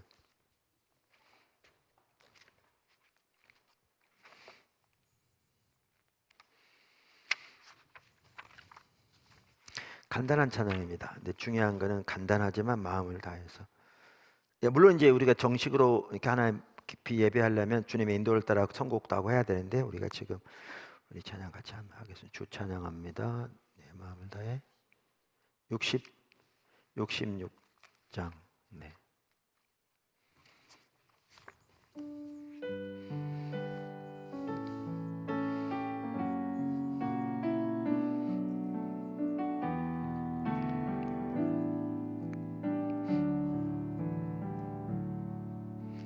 주 찬양합니다.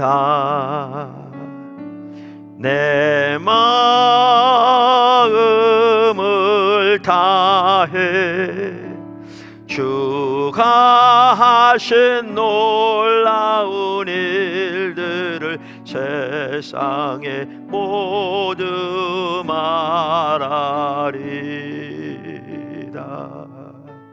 주 찬양합니다. 내 마음을 다해 주여 내가 주를 기뻐합니다. 할렐루야.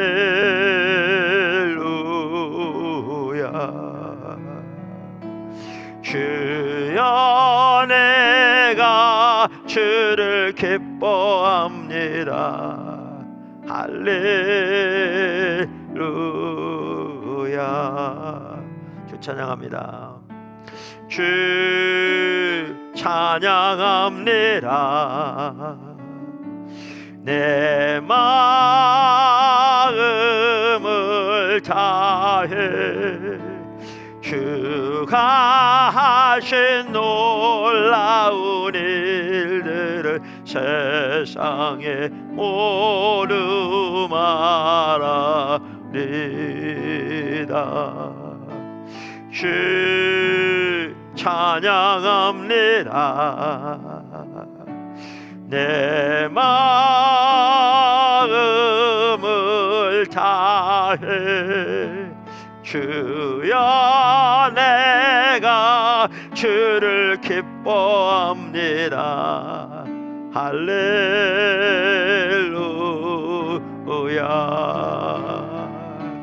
주여 내가 주를 기뻐합니다. 할렐루야. 주여 내가 주여 내가 주를 기뻐합니다. 할렐루야.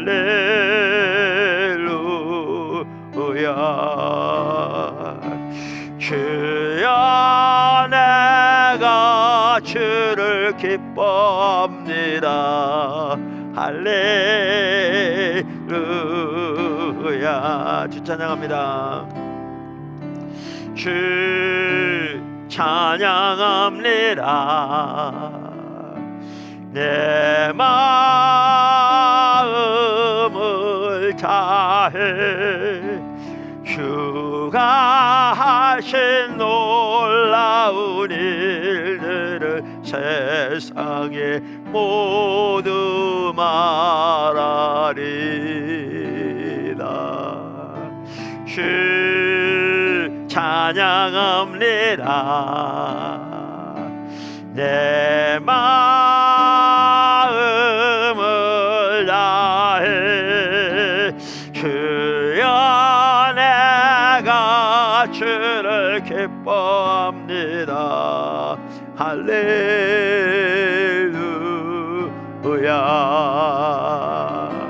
주여 내가 주를 기뻐합니다. 할렐루야.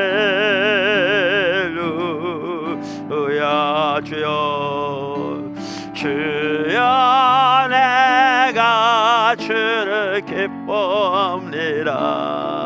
할렐루야.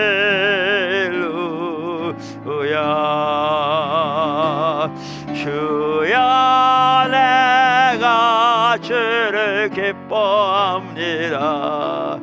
할렐루야.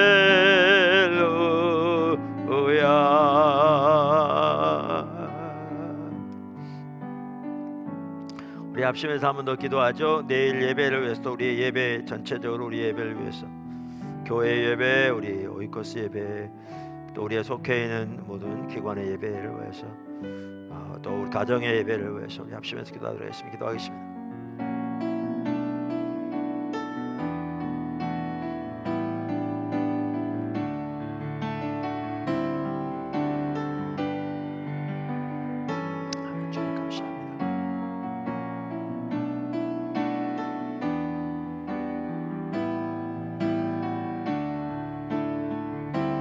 주여 내가 주를 기뻐합니다.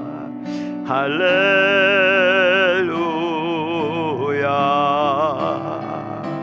주여 내가 주를 기뻐합니다. 할렐루야.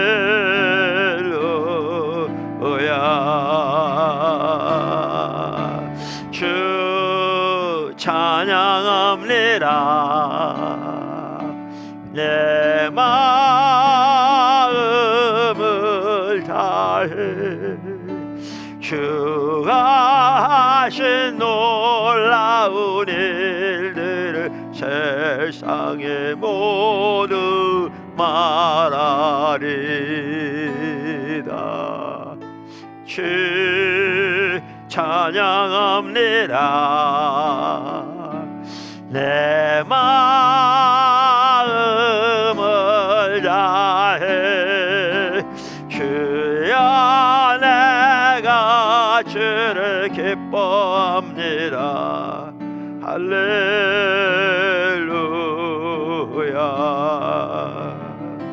주여 내가 주를 기뻐합니다. 할렐루야.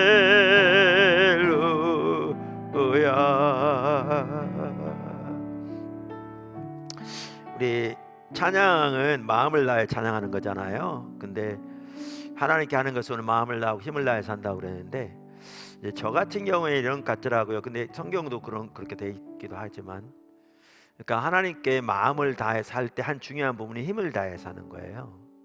그러니까 힘을 다하지 않고 마음을 다하는 게 쉽지 않은 것 같더라고요. 쉽지 않은 것 같더라고요. 그래서 이제 가정에서 예배를 드릴 때 이게 제한이 되는 거예요. 왜냐하면 힘을 다해 주는 찬양하기 어렵잖아요. 주변도 있고, 특별히 뭐 층간 소음도 있고, 이런 게 너무 이제 저 개인적으로 이제 몇 년 전까지는 안 그랬는데, 이렇게 나이가 좀 더 들어가면서, 그러니까 일부 예배 찬양하고 또 설교하고, 그러니까 거의 그러니까 2시간을 계속 말하는 거잖아요. 그리고 이제 2부 예배 또 찬양하고 또 설교 그냥 2시간 반, 그럼 4시간 반인데, 제가 아침은 잘 안 먹어요. 왜냐하면 미국 공부할 때부터 습관이 안 돼가지고. 그런데 그렇게 와서 그전 때는 4시간 반 예배 드리고 이제 식사를 했거든요. 아침 안 먹고. 지금은 근데 이제 허기져가지고 못 견뎌서 중간에 이제 제 아내가 뭐 간단히 준비한 먹고 그러는데, 근데 2부 예배 찬양 때 내가 힘을 다 못해요. 왜냐하면 이제 목이 한계가 있는 거예요. 그럼 그때 바락바락 소리 지르면 설교할 때 이제 목이 막 가는데, 그러면 이제 2부 예배 설교가 주로 방송에도 나가고 이렇게 하니까 이제 쉽지 않아요. 그러다 보니까 이제 마음을 다해서 못할 때가 많아요. 2부 예배 찬양 때는. 그러면 마음을 다해 찬양하지 못하면 이게 예배가 더 깊이 드려지는 게 방해되는 걸 느끼겠더라고요. 왜냐하면 마음을 다해야 돼. 그 힘을 다하는 게 같이 가야 되는 거잖아요. 그러다 보니까 우리들이 이러한 이해를 가지고 성도들이 정말 주일날 예배 나올 때도 뭐 성도들은 한 번 드리는 거잖아요. 뭐 스태프들은 2번 드릴지 몰라도 마음을 다하고 힘을 다해서 이렇게 주님을 그렇게 배운 대로 찬양하면서 이렇게 자라나는 거예요. 이렇게 깊어지고 영적으로, 그러면서 깨닫게 되고 주님의 은혜를 이렇게 부어지는 거죠. 그래서 그렇게 예배가 회복되기를 축복합니다. 제가 기도하고 마치겠습니다. 주님, 오늘도 함께해 주셔서 감사합니다. 한 분 한 분을 예수는 축복합니다. 포도나무교회 예수는 축복합니다. 우리 예배가 온전히 회복되게 은혜 베풀어 주십시오. 물론 너무나 많은 사람들이 예배를 단순한 몇 가지 종교적인 의식 내지는 순서 절차라고 생각합니다. 또 우리가 너무나 많은 경우에 하나님의 말씀으로 전혀 무장되어 있지 않아서 전통적으로 내려는 방식을 따르는 것이 참다운 예배인 것처럼 생각하는 경우가 너무 많습니다. 주님을 불쌍히 여겨주셔서 정말 하나님의 말씀으로 무장되도록, 그리고 하나님의 말씀의 토대로 나아가도록 도와주십시오. 예수님의 이름으로 감사하며 축복하며 기도드렸습니다.